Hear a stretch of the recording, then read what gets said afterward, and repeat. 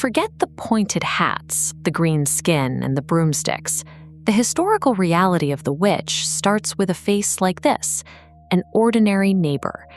Imagine an impoverished woman knocking on a wealthier neighbor's door at dusk. She is asking for a tiny, necessary fraction of charity: a heel of bread, a cup of milk, a little yeast. The household inside, worried about a long winter and expensive grain, turns her away. She leaves quietly, or perhaps she mutters a bitter word into the cold air. Days later, misfortune strikes that exact household. A healthy cow sickens in the field. A fresh batch of butter refuses to churn. Or far worse, a child wakes up with a severe, unyielding fever. Early modern communities lived intimately with sudden, unexplained devastation. Infant mortality was staggering, crop failures meant starvation, and formal medicine offered few cures. The sheer randomness of this suffering was psychologically unbearable. This is where the guilt of turning away a starving neighbor twists into fear. Instead of sitting with the discomfort of their own selfishness or the helplessness of a sick child, the household finds relief in a new narrative.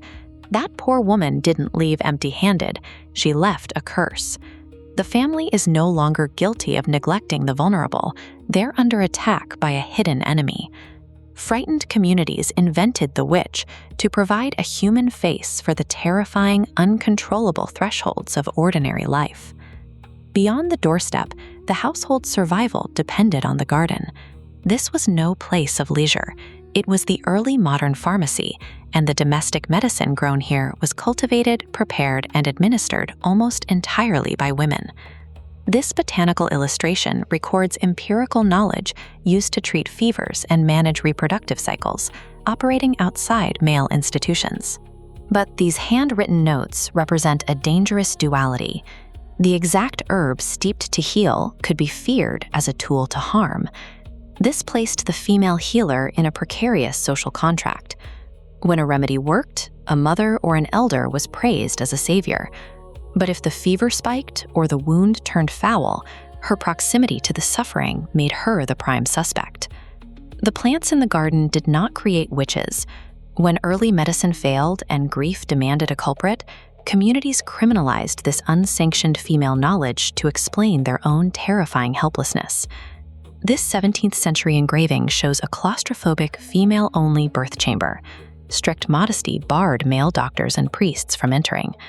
While outside institutions relied on these outcomes for lineage, inside, midwives performed vital hands-on medical interventions completely isolated from institutional oversight.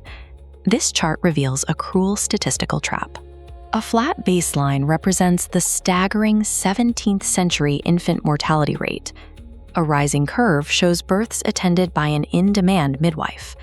Because so many infants died naturally, experienced midwives were mathematically guaranteed to be present during tragic deaths. They carried an extreme spiritual burden alongside the medical risk. When a newborn was failing to breathe, the church required midwives to perform emergency baptisms. The eternal salvation of a fragile soul was suddenly placed into unauthorized female hands. Elite religious paranoia, codified in the Malleus Maleficarum, merged with local grief to trigger a horrific reversal.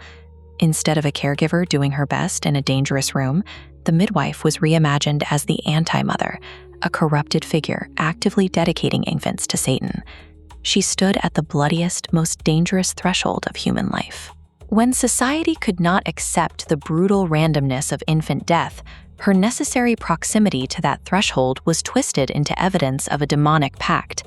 The ultimate violence of the witch trials was the psychological erasure of real, complex women.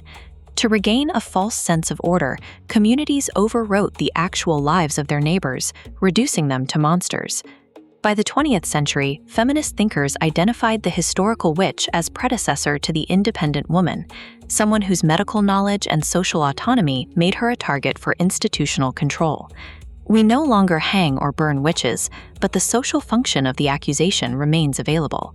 Whenever a community feels its control weakening, it reaches for the old reflex of placing its complex discomfort onto a body already marked as suspect. This pattern survives wherever a woman's testimony about her body is dismissed pending male validation. We see it in modern hospital rooms when chronic pain is psychologized as anxiety, and in online spaces where female anger is treated as pathology. The vocabulary has shifted from demonic to unstable or hysterical, but the goal is the same: to relocate a community's fear onto a single vulnerable person. If a marginalized person's unauthorized knowledge or status threatens the comfort of institutional control, the ancient cultural machinery of demonization reactivates. We isolate them, we doubt them, demanding they carry the weight of our collective uncertainty.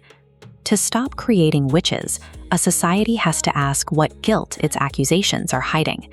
We have to finally learn to bear the terror of our own vulnerabilities without demanding a scapegoat to burn. Thank you for watching. If something in this resonated with you, then you're already closer than you think. If you're ready to go deeper, there's a link below to my book, The Invention of the Witch, a deep history of women, healing, fear, and religious control. This isn't theory, it's a framework you can actually use. Tap the link below and step into it.